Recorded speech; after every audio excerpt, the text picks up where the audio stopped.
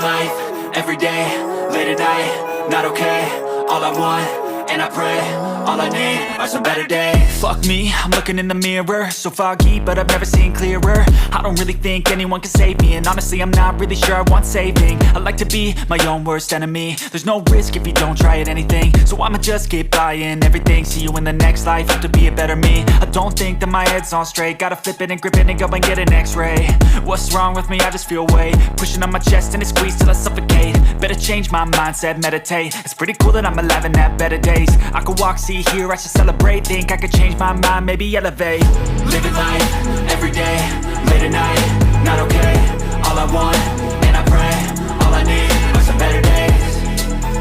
Yeah, all I need are some better days. Cause all I want, and I pray, I believe in the better days. I'm kinda stuck between a rock and a hard place. Do I work hard or live at my pace? You're only young once, yeah that's all great, but I also want a future where I'm okay. Living life is doing lots of cocaine. Wait no, it's living with no shame. Wait no, it's sleeping in on Sundays. I guess it's different for each of us and that's okay. Well I just wanna be happy, how to get there? Glad that you asked me.